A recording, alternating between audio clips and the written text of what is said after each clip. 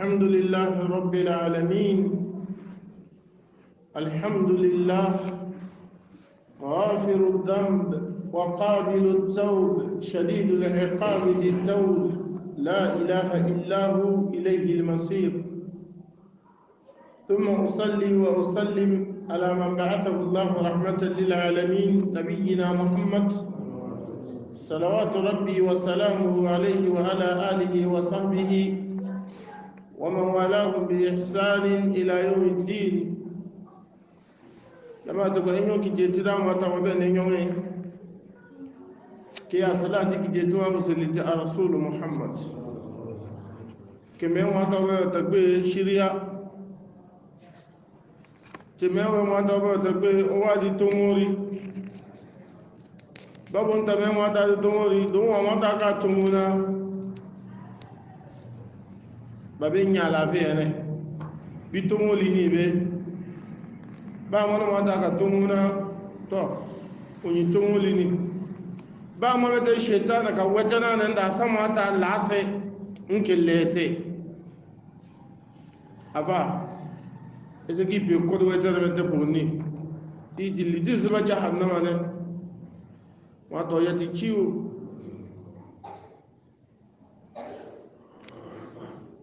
ta tabi karanta dilin ya in satawa hajjiwa eba hajjiwa wipo ní takí pe kó ilé bàdé sọ̀lúpò manja ìdílé wẹ̀wẹ̀ kọ́nà bíbí ababa mẹ́wọ́ na ọmọra dẹ̀ na mbàgbàtẹ́ ne ubin ka bawa ce wipe su ni na lelen babe waye to sheda yana obaru bi kilete ne kana da kare dum haji o sali to do popo adane to wal bato ha ado ko mo bun yibum balante na onyin pepe ki be ko haji le dum bate onyin kanyi be das miye ewe degi ki jogini ki bete bi itoga to debi yi tongi yinse e kaka ton ni tilidini ba de na belanzira ba man ye wore le kicho haji mata yana sada ko do takare na ae nke ya da cho dipona kan ya haji onyi takare nde meta ka onye li mbo haji wa ba shehu wasan sida kigawa tuba don haji kwa sharatan haji wa sharatan bi kigawa ban zabate sama zabate haji wa sharatan ba ne ba nu jenyi to haji ba bin fo onye meta bi fete de keke penu kenyi ke kakinyi na so walinyi no wa shirku ya mo jodi jibo na men kata ya mo ka baru jele mo ke baru de nchem poye da kwata chai eza ko kenyi ni kisi tudi mali dina ju de kete mali bata paliwo de da bare na ko yin gbaji wa sole ikote ya tuba seseda kiga kigore bo kalma ojojo la ilaha nafini se da obo pa wo be ne bo tai illa fa shede se allah ma ta wa da gbe mo kom tapata ape sidi diponi academy dandawa amengata ndawa batin tikiti yamo yambo ba yamo ko mama yamo ka barkan tikiti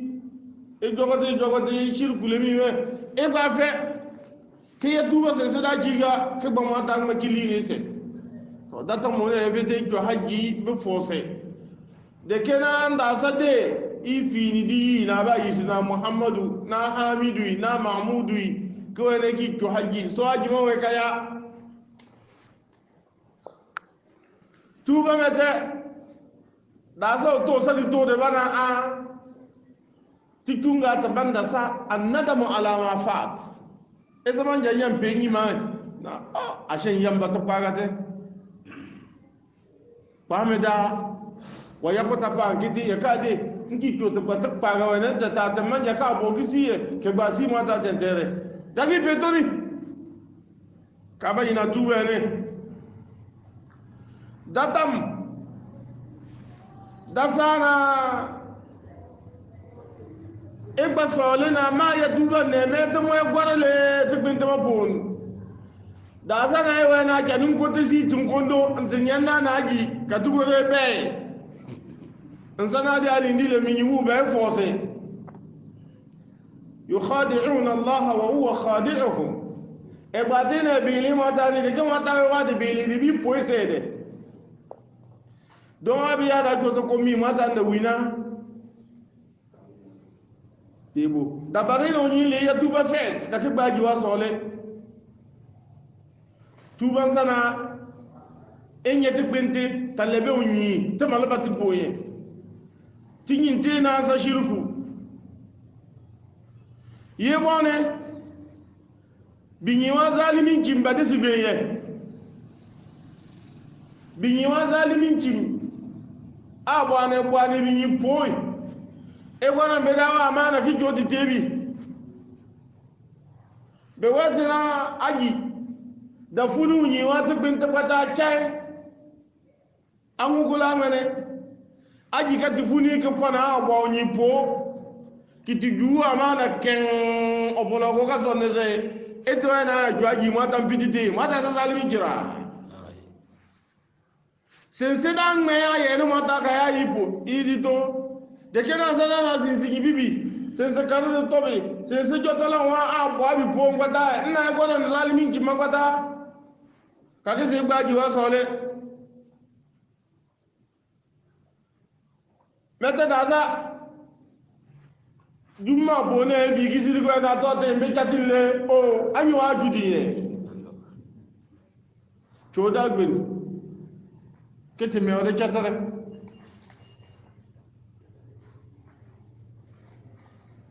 ye bone belantina kai baji wa sole e wasu wa wasisi don haji o samu kuni ba pa aji na ma pe mpangwara ne wata ngwara na se yele ama nyi bi de to haji de padisibo etemena opolna to mata bota yare fo bemme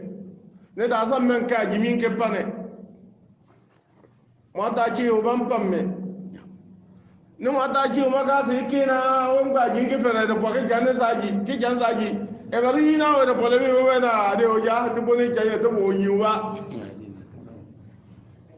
e ka a don de ka ti wa se we ka ya se de po asole de data moma ibi de jote mesro opolo wala na o se do alhamdulillah se do no nyin wa wasisi sana a se bon ya ye pata ba ne pa ya ba da bi ye o baka nyingidi e ta fi de momo nyiri sidi di pole to wa mbogo ba nyi wasei ana ta delibo te jolok bete ba antele delibo kibo ni bo na di kum aya wasisi ki wa na e kata bo ne wani se dile zana na do goran da kayana e ka kine wani se le kine sanye gele ai ma panne manyi mbaru konna ne nde wana da kwa odana ne foma i patambe ina wasisi da barina unyin ko to baye wa sole da ga se kwa jilemi ille yi da ga se gbaji wa sole kake se yele bezeden ikore so aniya innamal a'malu binniyat ba ndi to de la ndawaniya da sana sawa haji wa ape mata bona pa data sana fo na ne ba yizi na alaji unyi ka yizi e wana anyina njwaji yibo data sadebo haji se mota do ni de ta ko ki do ne ande bi watina onyi do na am sasara wate me mo de wi puni mota fusini kille se swate binti pon o barena daena na tiki ga ba di nyimbu de swa mbombo enyene fe di nyimbu mo poni me nyommo te janga bi keke suwente nsabi mi ko na ae nwa na ke mata do ya ta do ye de ndasa de mano na jimete to di kasa de bo de abar ko ke do mata na mata bo de meten da barena ibi chona haji ichona mata bo da zai cho haji ki fo ke manu nyaji anyim na wa one eza ka pe bi ni eza ka oda do se o tenga de la ruwa enfi mpa ka ke pa ji minne manyi ne jofumba seba man jozi gebe ke to kwaran ke da buru so ajo man jo ni na do so na jofumba anya ka ki to jingiri e ka ki to ko ni je ye be pa ne ke to do so na se ne mata do de manon da sa data te unyibem guru data te si ben yambo ba na a meke sa yamba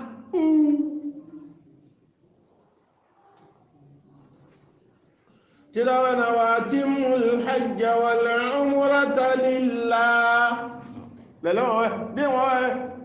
watimul hajj wal umrata lillah ikhlas ne nana wa hajjile nawa umra yalle da sana mata bo ba man yadi to de ba da sanna mata yede inke bayan bo ba ki yosili me mata na pe yana kawani meten pe ka no yana seda na mechanu to di le mekefo da sana iya so hajina mata bo to moda ala da mata wa de fere di ben kichan ya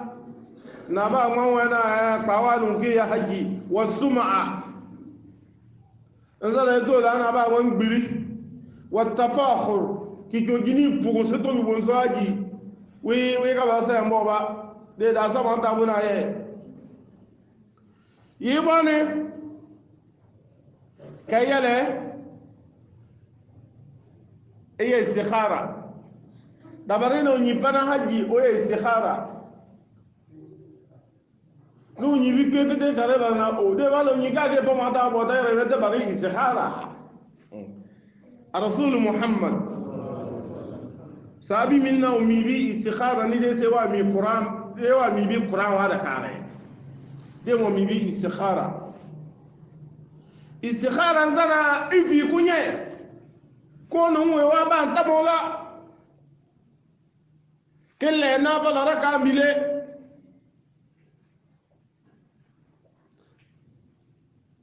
be bada sura be bada kana ka bate ala kulli hal bar le na fala mile ne sura ba fejena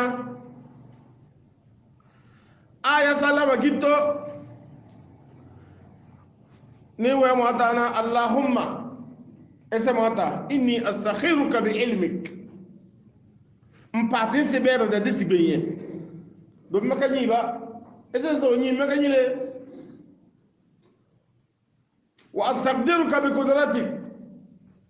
ngbe boso adi feteri da disiben na ba na ila do nyi kayana ese mpi on se waye mesi ben istikhara wa madami na mata ma to kanne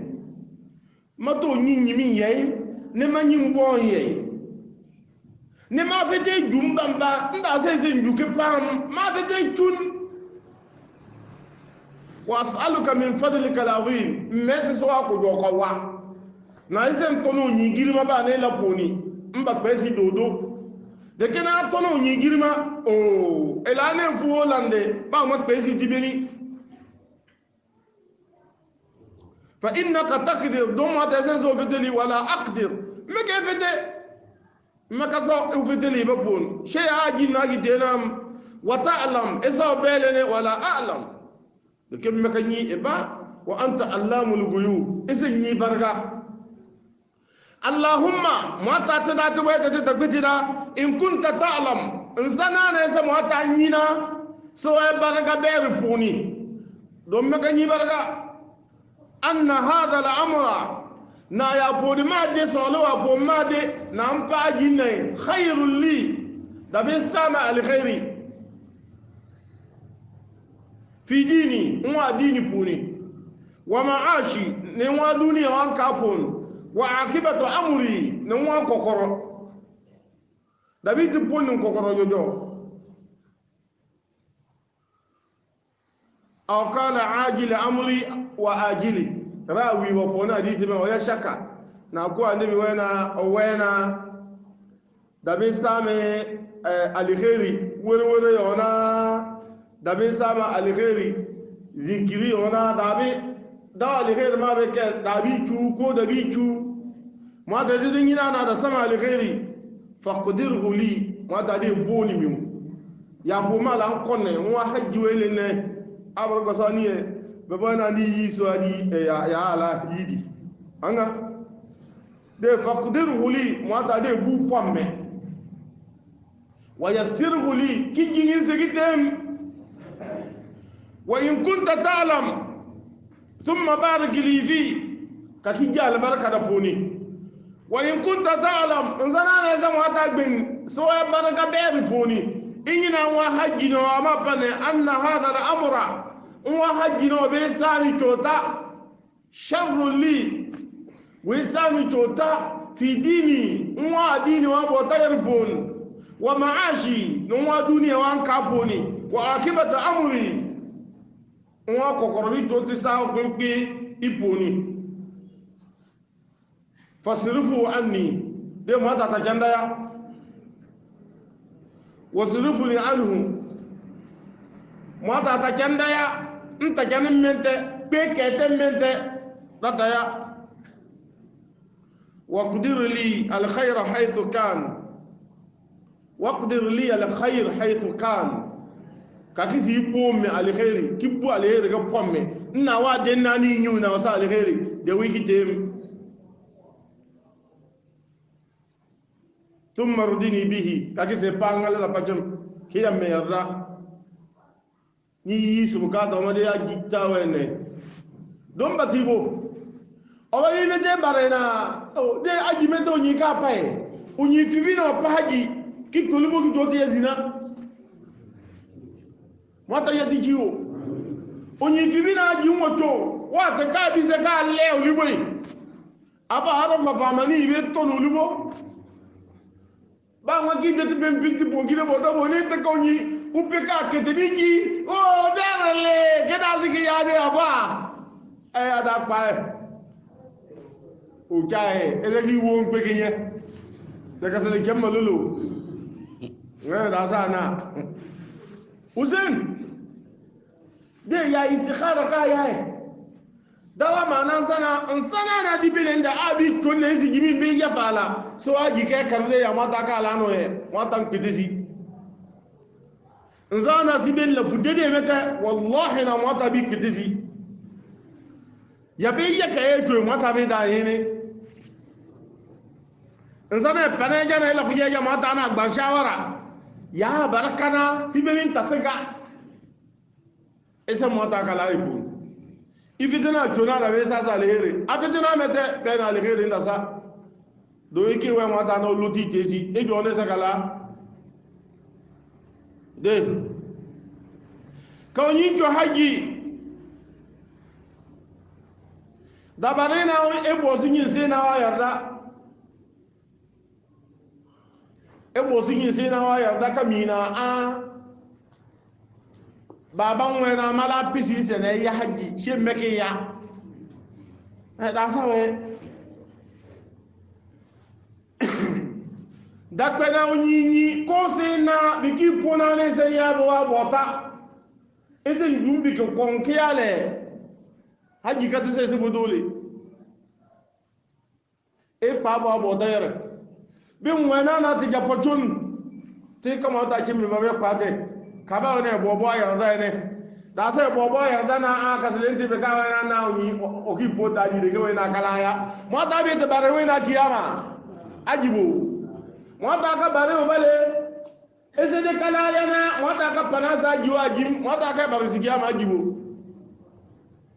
istita amata ka we di feteri de le mile poni ajim poni na lafiya poni wata panasa jim nki meza lafiya wa be barisa jibo de metan wa panasa alafiya nki meza jim wa barisa ala ajibo wata lulu wata chai keme nne bo sigi sina wa couple of them da sana o da mwabe na mbu mpe da za karana na mege pana ne kena na kena karama albo ne be karana ni be nyana wa di manja nyama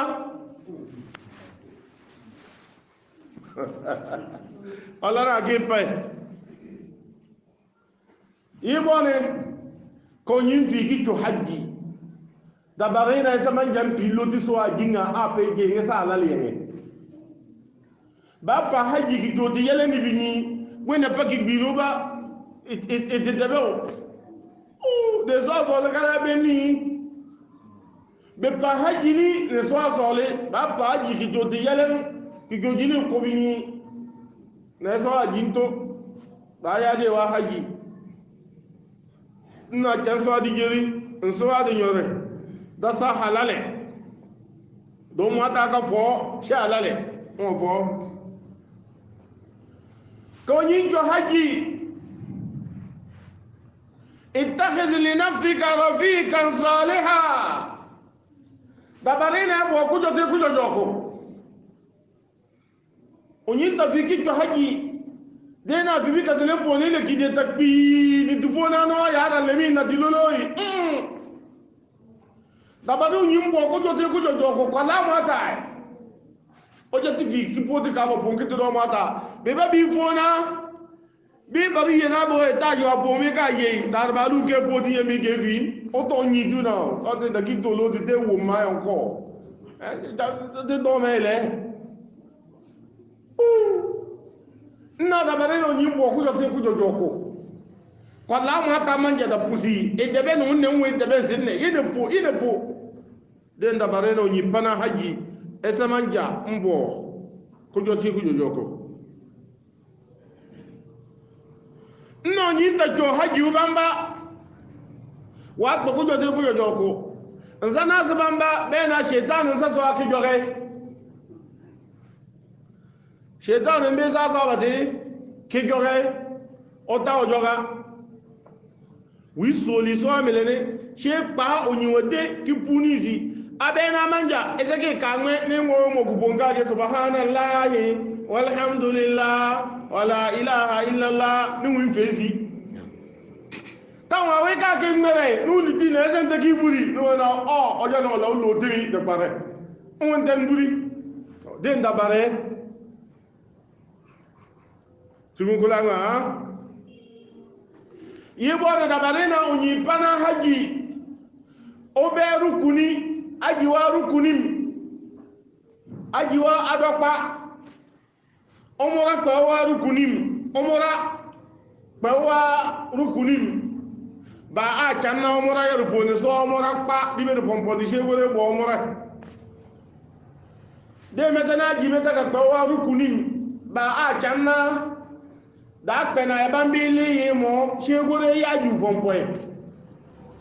de kena da peba e channaye nki twafa bibem bi misina dabare ko bi kadale damo ko dabare ko na kadale damo ko dabare iboti mo wonti kaza kadale damo de kena de dokpar ni e channade shegore bodo dokpar kile ne sabamba do dokpar pa unwe wa baya do dokpar me dabare de dake bare sabatene e gibi bewore bo 2 millions 200 pomponi ile labuna kawe ibunda barena unyimbe haji wa rukunim keda tenseba eka a wato boyo tagwe o chantire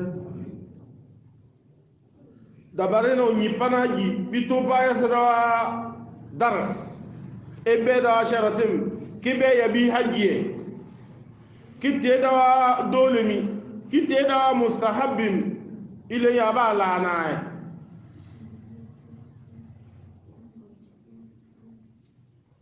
yibone dabarina unyibebe mbati ahkamu fikihia ifuna hajibum lelene karan sa tobe dabarina bena de tendera ma kidinne unyino kada yane da so bin da ki lonu nimbo moda lumbo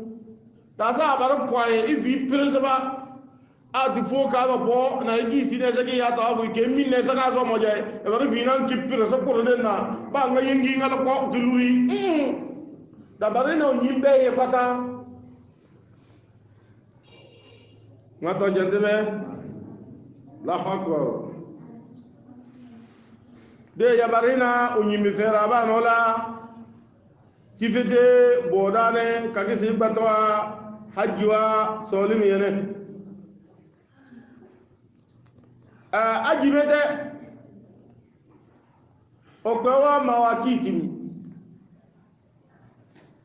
عندنا مواقيت الزمانية تبقى زماني وابا يا حجي وصولي نايبه يا ماتا وكودي من ين بوته تبقى دا زماني بيادا ونانا زماني ادم بوني نجيبه مواقيت المكانية نجيبه اتنتمته نابا باتي ندوا صولي تداونا الحج أشهر معلومات نكا حج وإدامي حج ما لو زنجي بودو تداو حج وما نزانا إبا صولي نا إبا جوتي يسداها بوتا ودي كوكوا مكسيتي نابا من تيني كدا يمبوتا إبا تداو صولي كابا ينا حج يني dabi bete sa umuranda sa ko haji wato dete monti yuna haji wenda sa dakwata da pedawa da ya fumba ya da sole kikbe pedawa tentemete ngaba gbati da sole zulqa'da shawwal nsa tibona ramadan gitona oda wata boni iwi lowe uponi obane zulqa'da ibida mone we nda se ba zulhijja hajwa iwi pui buriga ajwa odan yana iwi pui buriga ma to eda ya bo mo da ka la antene de ke na odan ko lo wi to tiso wen sabati muharrama wen sa muharram wene dam ya ke jiga eda me ba cha ko ka seda eda ma bonu nyin ka fe de ke basole na mpa nchoti ya haji mpa nchoti ya mata kudi mo bota saudi ya metaka tengi di visa eta mo poni mo we di visa di tero mora di chori nda se kwebati mawaqit al makaniya nda se kwatente mete ngaba sirin kake gbanne dawa soliye madina bo na di sinane afrique ile madina bona di sinane dabi pere de tentere da abi fo ka kisiri libo ne efe ki kore seba ki leso ati ginga don batipo bomba yade unyikile bana kala laman kifu de mina so ki beni ili funa kala lama da ti gbe igbe gbasanga mbir ke to somo keke ku ginga eke bar kenade shebi jose ka ba bo afa mi benu na to ma joni nke ku jinga mbwera dabe bare se samili dabe da kaza kite bi jejeli kama tan chata se ezeke pa bi kite 650 mili ege pa ki jodi jo aki adon fa di ki par kolora je gate abe de ko to bon le lemba yi Quel na restaurant ezeke abe de ko restaurant poni kije nenda ka kigbe to bi be ba do de barazne de 50 oya debo dende de edam poni ngilolo zul shawwal zulqa'da zulhijja edan ya puri ba gba te sole ne de kena atentemange nginte de atentema mata kina na ba sirin ka gijo to pada sole dawa atente de bana tanin be nyunna atentema di de tenterma ifina le binyimu isa wala na be ya hajje ifina pe intuti ke gugu atentema na de jole répéter zikr atentema ifina ile minyibu isa wala na be ya hajje tageka atentema ki joto koma kapuni ka ba po ebe ya de po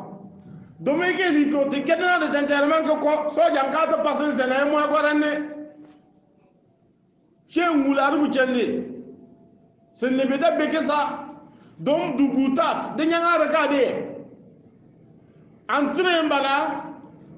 dabe ya da yana sorti chaji to mba pe sorti eza wa pe lana na lana nyen makapuni che pe nyen ewe makala fo de ke we mafona be nyanga de nyare batala na bi yika jona e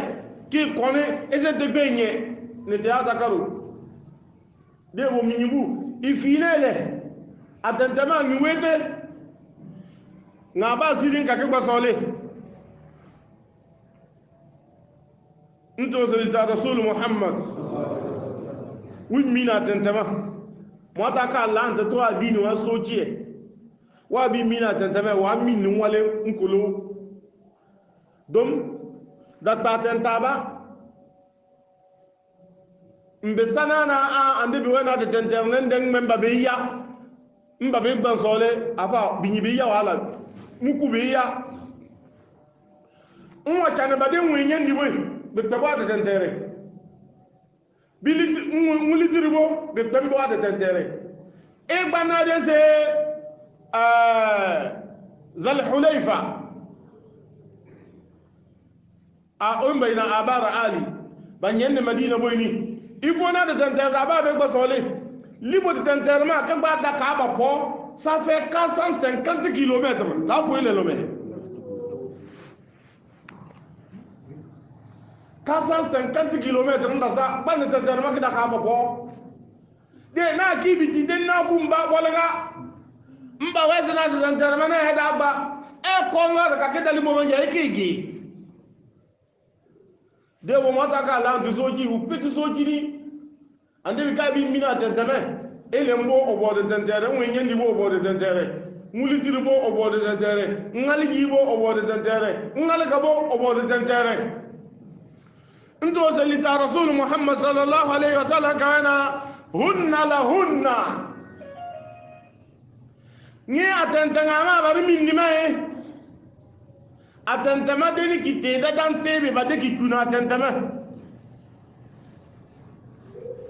walimana ata alaihinna ne ba bete bi ko de nyana atentama ba sa da dan tebe atentama dan tebe nza de se ta tu bi da ki to dije madina de sa madina tebe mata wa bota yara ne tenterma ka de kite ande bi ko na de tenterma de kite ba de kitundiye kide kite ba metabi kana a nne mbu menyen ne be patan se tenterma min gera ahlihinna ne mbada sandu nyibi mimman arada al hajja wal umra ajina la de yare umra la de yare e gbanna de tenterma bawa bar gbanna na be ka sirin ki sole libo ni senten ke siri be bom bimbi ne pata libo ne siri da kana wada ka mai ti da wana inna khalaqnakum min dhakarin wa unta وجعلناكم شعوبا وقبائل لتعارفوا إن أكرمكم عند الله أتقاكم مكا يعني نواب مامان بن نواب بن بن بن نواب بن بن بن بن جن بن بفوفوبية ما يعني ناكا نفتي يتا نفتي بيتاني ba man bena yenwe riso meka yani yekpa megbe na kwanta wasinyi me wata wenza megbe ni mbo wenza megbe ndodo de bu mata na we bo kwanto amma no bo kwanto ambi nwe bo kwanto ambo i mata ji nwe ka ya nwe ka mate ntisane ya e mata ji nwe mate ntisane ya de atentama ngisa atenta mo ngibisa atenta ammo de tenter duburiga din bayna zul hulayfa da dawa dini wani ndi da baki nyindi de tenter man sana abiyara ali aw abara ali ina wani obana zul hulayfa o abena o yu na din bede o gabe shewo na le abara ali de madina tv wa ina be ka gba tin so le ni wode bar gba na dawan sai ina be ka bi siri ke gba so le ne de tenterma na nde bo jingiri kilomètre 13 kilomètre nde bi kiga kilomètre pumbeta ama we maka kiga ka 120 ka 150 nde de tenter diliri din bayina juhfa Allahu akbar de tenter diliri bayina juhfa bayina jahfa Allahu akbar din maka kiga 186 km nde tungula ma Allahu akbar ma to be tagbe o jantebe daba ina wastablad biha al'an rabik wani bigi yidinale rabik ama juhfa mbalayi imu ha wani bigi yidina rabik aya lema da barun wana bena de tentermane ma to be tagbe o jantebe ووانا وهي ميقات القادمين من مصر بعدين ين افريقي بويني بعدين مصر بوي افريقي دي سي دي بو بابل بعدين ين لبو قطاي بوا تنتنه لبنان سوريا اردن فلسطين بعدين ين لبو بوا تنتنه de tentere tare din bayna karnul manazil wani biki yidina saylul kabir saylu al kabir karnul manazil de tentere tare ne karnul manazil de tentere tare ne di da ba ji to penyin do ane zanale as-saylul kabir ose moaboni de tenterma de maka kiga 78 km nde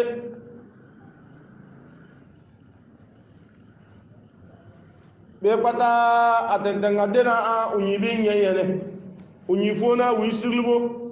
ke gbasolene de tentere de na re de bayina yalamlam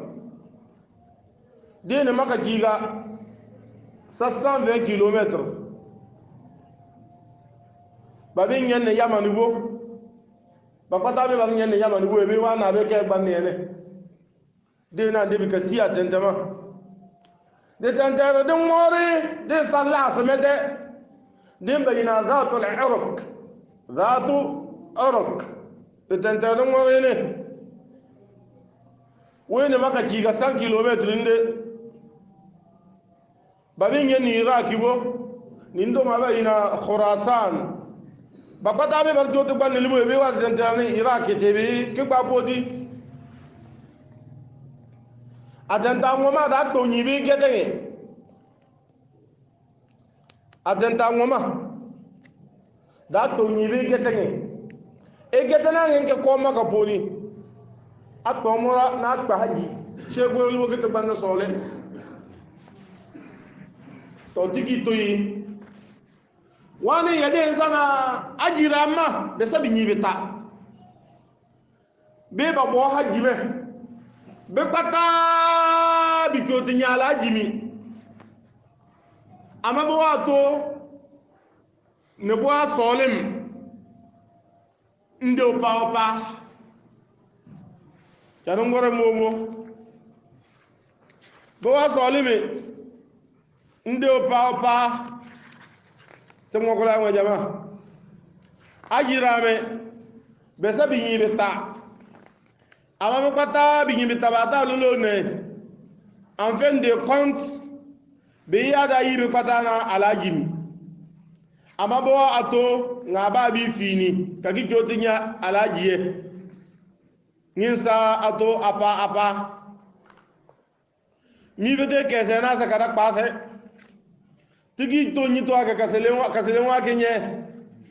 oba wo bi fina won na wo be gbanja fa wa elema ki jotinya kenye pa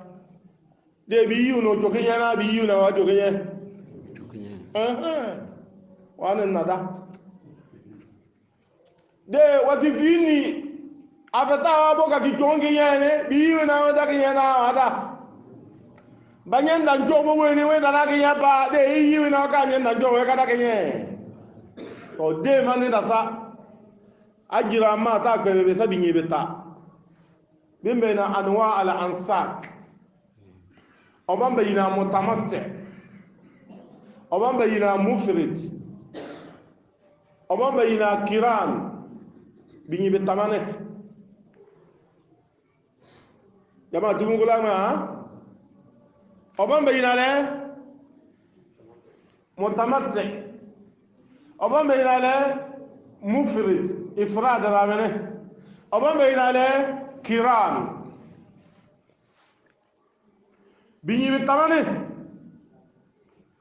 wabayina tamattu ira anzo nyi wabi fi ile ogbe aji wa sole na olo ya aji nke pe sole metana olo ya umra umwa se pe sole na tilawana laysa alaykum junahun an tabtagu fadlan min rabbikum tilana na kpala jini bona ijona haji nke pe aji sigbeni etilare koto nkida nyebe abe na so abi baba njabe nyese iya da jodu fo so aji wa 2 million wa ajoye tada na pala jinuwo dewo e kaba man peda wa soli na ila na ko kinye da so tan wa aji fu so akala la kiki de mo ata bo ta ya repoye na e ba mo ata ki o sin kinye yibo ni babu aji wa to be yabi ni beta obamba yina mutamatti wa bayina mutamatti ira insana le okpaji wa sole na obi yaji nke pe umura beta wa sole ama ola na okoteli no umura sedan utono umura wa dito oda futu wa kalala kekpegisi kakese ko gbara e makabuni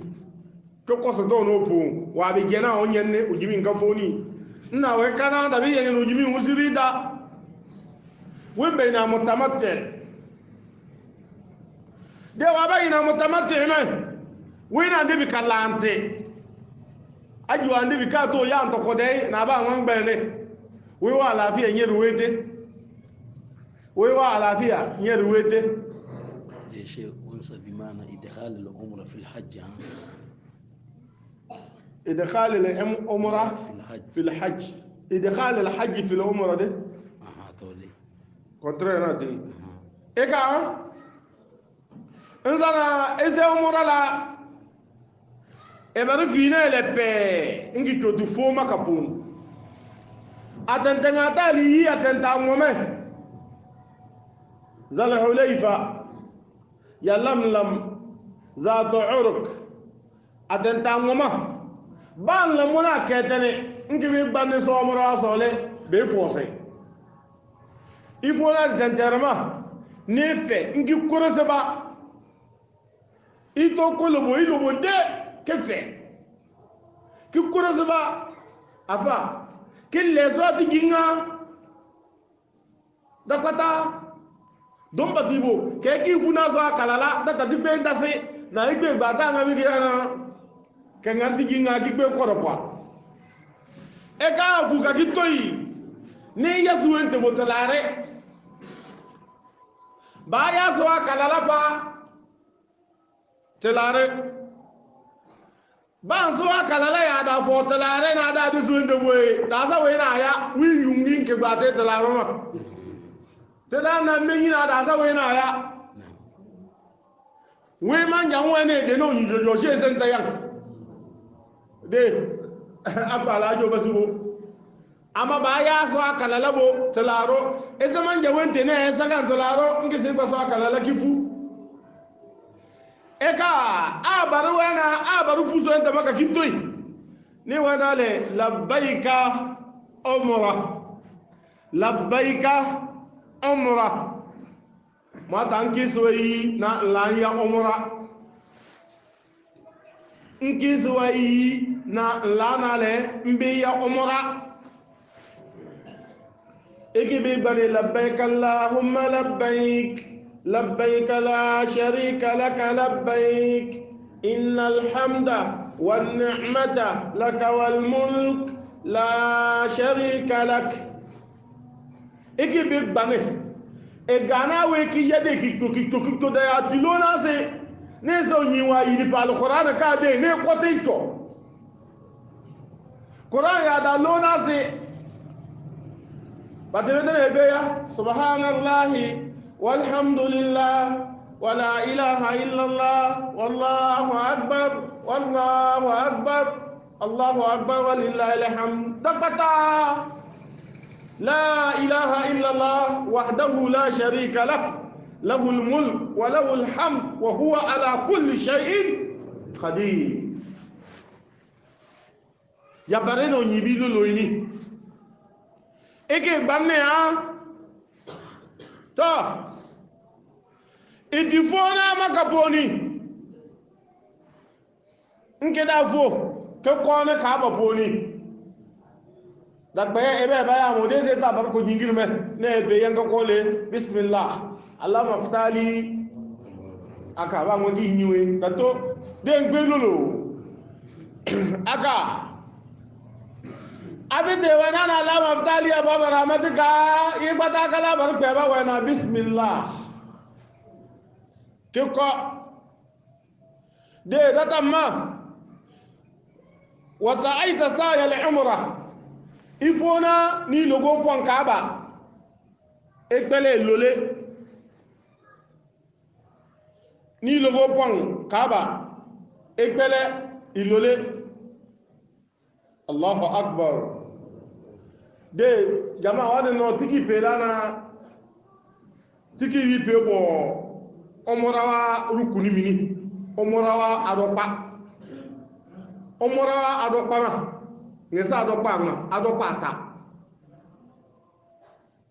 ngesa adokpa ata al ihram nsa bi funni kalale at tawaf abi logo pon ka bay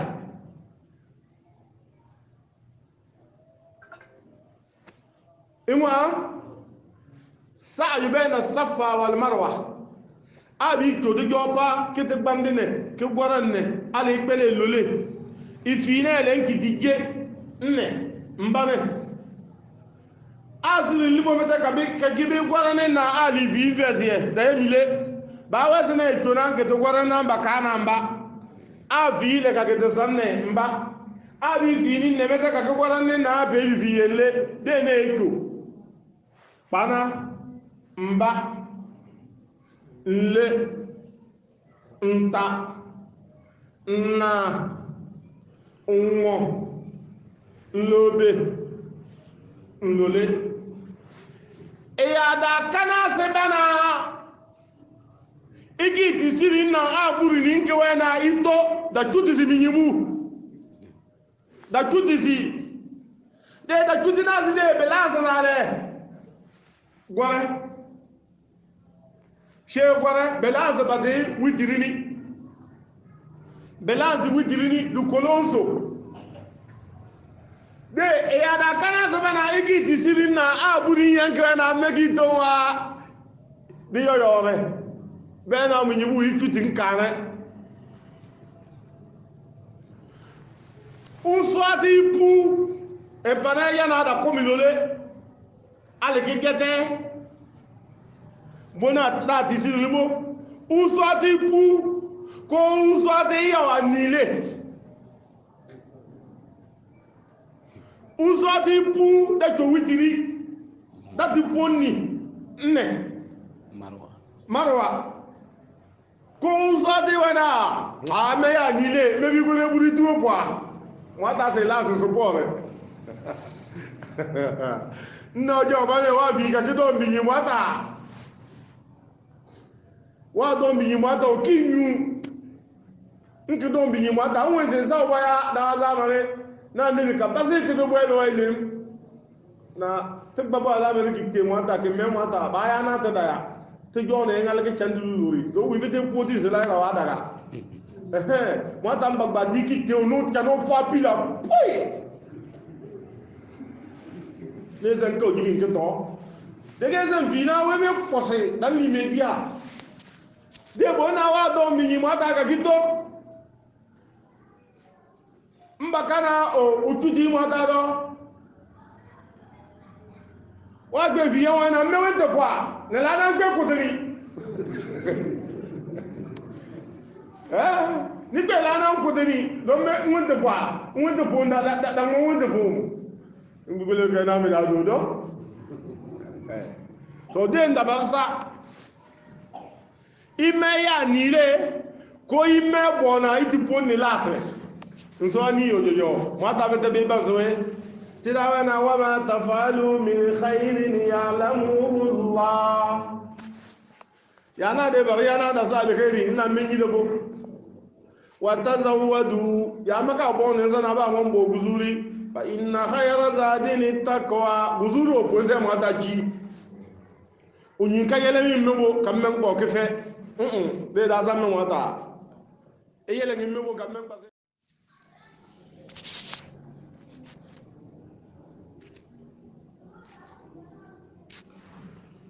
alhamdulillah rabbil alamin